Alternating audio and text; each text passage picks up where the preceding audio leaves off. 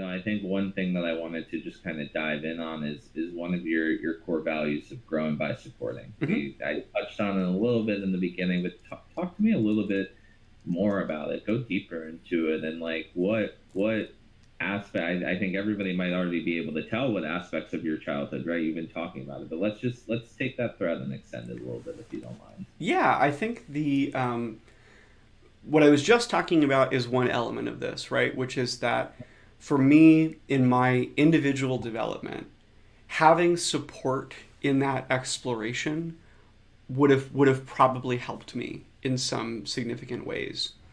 But this value in my campaign of growing by supporting is really about making sure that people have what they need Hmm. and providing the necessary resources, eliminating barriers, right?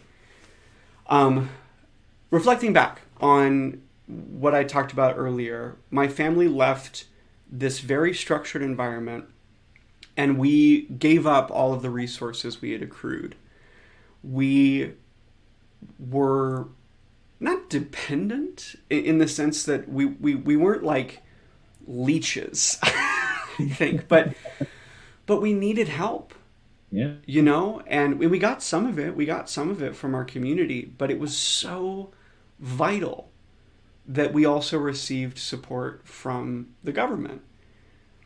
I think you could argue ideologically that that's not the ideal, but I can tell you from experience that without things like food stamps, there just aren't that many resources out there besides. Those resources are also often provided to you with a specific standard for like how you can access them. Hmm. For example, right? If you want to go engage in your community and you need food, Hmm. well, there are places you can go that will provide food at a low cost. But Hmm. sometimes you just literally don't even have money, so something cheap is not even on the table and you need free in order to be able to eat, right? And in some cases, those resources are behind a kind of value wall, put Mm. it that way. Sure. In order for you to access these resources, you need to either think like us or you need to be open to our way of thinking. Yeah. I don't mean to call out any specific groups here, but there is an implicit understanding that if you engage with some of those kinds of resources, that you will also need to submit yourself to their values. Yeah. My upbringing was traumatic. I think that's an appropriate word to apply to it. There was a lot growing up that was very hard and really messed with me, messed with my siblings in some pretty substantive ways. And I've done a lot of work to unpack that and work through it. But if I needed that help today, and in order for me to access that help, I needed to engage with a community that had in the past caused harm, even indirectly to me,